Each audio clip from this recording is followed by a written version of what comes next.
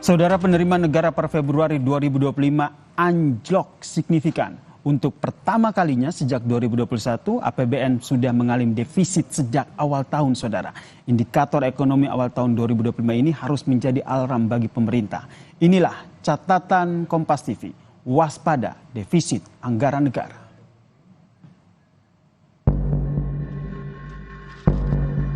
Kinerja APBN 2 bulan pertama ini dinilai menunjukkan anomali karena defisit APBN sudah terjadi sejak awal tahun. Beberapa indikator makroekonomi pada awal 2025 menunjukkan perekonomian Indonesia tengah menghadapi tekanan. Kementerian Keuangan menyebut pendapatan negara per Februari 2025 adalah 316,9 triliun rupiah. Jika dibandingkan dengan periode yang sama pada 2024, penerimaan negara anjlok 20,85%. Karena pendapatan negara pada Februari 2024 adalah 400,4 triliun rupiah. Turunnya pendapatan negara awal tahun ini terutama disebabkan oleh penerimaan perpajakan yang lebih rendah, khususnya setoran pajak. Penerimaan pajak pada Februari 2025 adalah 187,8 triliun rupiah, turun jika dibandingkan dengan penerimaan pajak tahun lalu, yakni 269,02 triliun rupiah. Di sisi lain, belanja negara pada Februari 2025 tercatat 348,1 triliun rupiah. Capaian ini juga lebih rendah dibandingkan dengan periode yang sama tahun lalu, yakni 374,32 triliun rupiah. Menteri Keuangan Sri Mulyani mengatakan, hingga 28 Februari 2025, APBN defisit 31,2 triliun rupiah atau setara dengan 0,13% produk domestik bruto. Meski demikian, ia menyebut jika defisit APBN ini masih sesuai dengan target desain APBN 2025. Untuk posisi akhir Februari atau ini sebesar 0,13 dari PDB. Saya ingatkan kembali kolom sebelahnya, APBN didesain dengan defisit 616,2 triliun. Jadi ini defisit 0,13% tentu masih di dalam target desain APBN sebesar 2,53% dari PDB, yaitu 616,2 triliun rupiah. Direktur Eksekutif Celios Bima Yudhistira menyebut defisit APBN di awal 2025 sebagai anomali karena biasanya penerimaan pajak di awal tahun tetap terjadi kenaikan. Yang memprediksi defisit APBN di semester kedua 2025 akan semakin melebar jika penerimaan negara tidak berubah.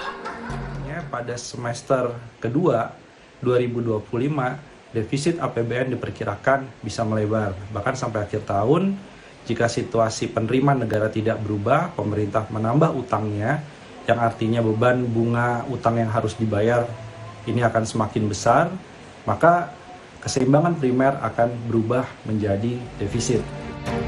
2 kali penundaan pengumuman kinerja APBN di era Presiden Prabowo, yaitu Oktober 2024 dan Januari 2025, sempat memunculkan tanda tanya terkait transparansi. Diperlukan langkah-langkah kredibel termasuk manajemen fiskal yang solid untuk membangkitkan kembali kepercayaan. Tim Liputan Kompas TV. Saudara, Menteri Keuangan Sri Mulyani memastikan ekonomi Indonesia stabil di tengah ketidakpastian ekonomi dunia.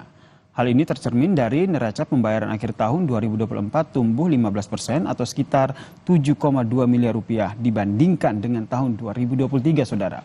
Begitupun juga dengan neraca perdagangan pada Januari 2025 yang masih surplus 3,5 miliar rupiah.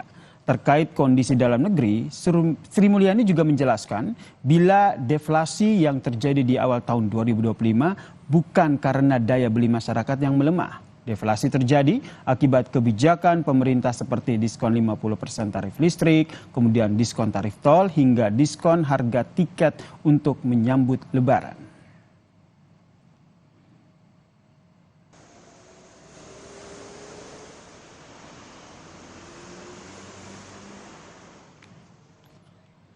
Penjelasan Menteri Keuangan yang bilang ekonomi kita terjaga tentu melegakan, saudara. Tetapi pemerintah tidak boleh lengah karena sejumlah indikator ekonomi masih berstatus waspada. Indikator pertama adalah kondisi APBN yang sudah tekor di awal tahun, saudara. Per Februari 2025, APBN mengalami defisit 31,2 triliun rupiah. Kondisi ini agak berbeda bila dibandingkan dengan tahun-tahun sebelumnya, di mana defisit umumnya terjadi di pertengahan tahun.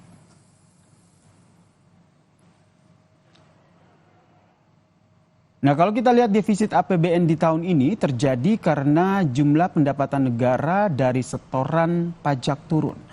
Pendapatan dari setoran pajak turun 30,19% bila dibandingkan dengan tahun lalu, saudara, yakni dari 269,02 triliun turun menjadi 187,8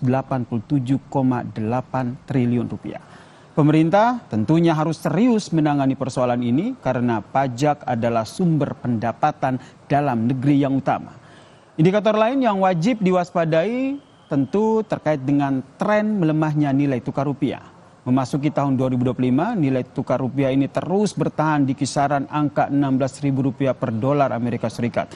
Bahkan pernah tembus di angka Rp16.575 per dolar Amerika pada akhir Februari lalu. Melemahnya nilai tukar rupiah ini berimbas tentu pada sektor manufaktur yang menyerap banyak tenaga kerja karena sebagian besar bahan baku mereka masih impor. Akibatnya produksi ataupun produktivitas dan daya saing menurun dan juga berujung pada PHK. Di sisi pemerintah tentunya, saudara, melemahnya nilai tukar rupiah juga menguras cadangan devisa kita dalam menstabilkan nilai tukar rupiah sehingga membayar utang luar negeri yang jatuh tempo. Terkurasnya cadangan devisa tentu saja mempengaruhi kepercayaan investor untuk berinvestasi.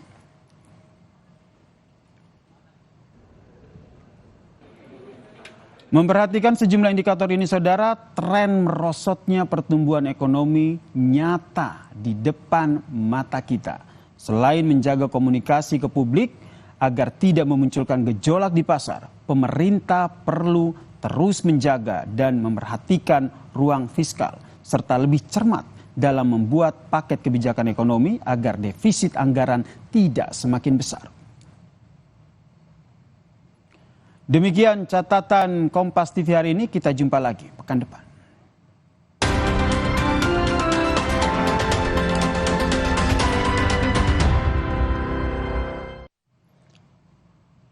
Usai jeda di Kompas Petang, saudara, kami hadirkan informasi terkait dengan ganda putra Indonesia, Leo Roli Cernando dan juga Bagas Maulana pastikan satu tempat di final All England 2025 usai tundukan Sabar Gutama dan juga Reza Pahlevi.